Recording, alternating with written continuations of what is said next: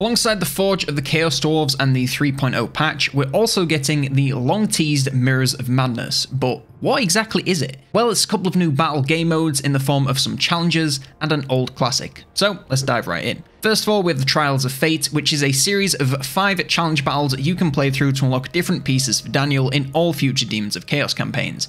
If you ask me, since it's all for Daniel, this would have made more sense to be quest battles inside his campaign, but I digress. These battles feature preset armies for both sides, so you can't pick and choose what you're taking, which does add a little bit more challenge than the campaign, so at least there's that going for it.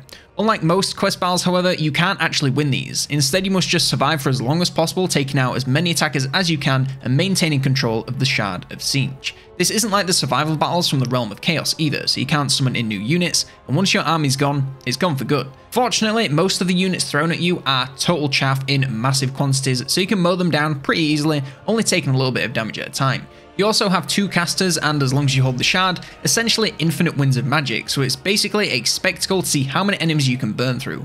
Alongside your army and casters, you also have 3 unique army abilities, not unlike those from the campaign, but these are totally unique to the game mode. Diabolical Puppetry lifts units in an area around the target unit into the air for a short period of time, essentially holding them still to give you some space. Tempest of Blue Flame summons a vortex that tosses enemies around in a forward-moving area, and Inevitable Fate targets a friendly lord or hero and balls nearby enemies up around their head before exploding them in every direction upon expiring. And of course, like the other Chaos factions, these abilities are unlocked by filling this bar on the side of the screen by damaging enemies. Now, none of these do any actual damage, at least not in the traditional sense, but when enemies are sent flying, especially by the top one, they take a ton of fall damage upon landing, making this into a great tool for clearing out a bunch of enemies at once by sending your lord into a massive clump before pulling him out once it expires. These abilities can also be upgraded by spending Forbidden Knowledge, which is gained over time whilst you're in control of the Shard of Siege. These upgrades mainly just increase the duration and reduce the cooldown of these abilities, and I'd recommend upgrading them from the top one to the bottom one first, since it really is just the best. With all these tools, you must survive for as long as possible and take out as many enemies as you can.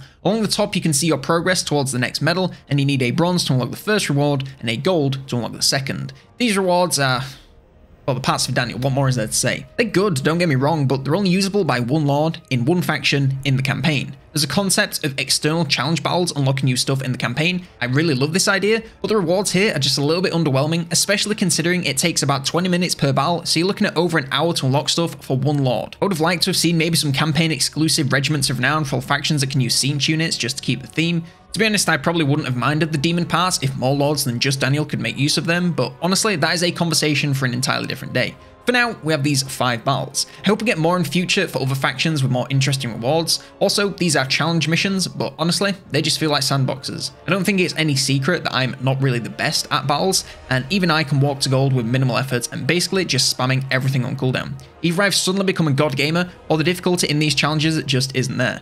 Overall, I enjoyed the first couple of battles, but once you realize it's the same army with the same abilities just against different enemies, it kind of gets boring really fast. Add that to the underwhelming rewards, and it's probably one of those things that you're just going to blast through once and never touch again. Next up, we have the Infinite Portal, and this is essentially the laboratory from Warhammer 2, so if you know, you know, and if you don't, let's break it down. So for the most part, this is the same as the custom battle menu where you can battle on any map with any 2 factions and pick whatever units you want for both sides. The only difference is the addition of this panel in the middle called the Levers of Fate. From here you can modify a large number of different stats to change how units in the battle will perform on both sides. Almost all of them are either self-explanatory or are explained on the right hand side when you click each option, so you can easily work out what you'll be changing. This is essentially a sandbox game mode that allows you to make some insane battles that would never be possible, or see how many units it takes to crash your PC. If you want thousands of zombies versus hundreds of Hellstorm rocket batteries with max explosion radius and fire rate, you can. If you want to see how many rapid fire peasant bowmen it takes to wipe out the largest giants the world has ever seen, you can. I mean, you might have to watch it at about 6 FPS, but you can do it. Basically, unless you have the HAL 9000, this game mode is pretty much designed to hard crash your game, so just play around with the settings and enjoy the slideshow. We all knew the lab was coming back sooner or later, so it's a nice little addition to the patch. And that's all for now from the Mirrors of Madness, but if you're looking for more about the upcoming DLC, then check out this video here for my full Chaos Dwarves roster breakdown.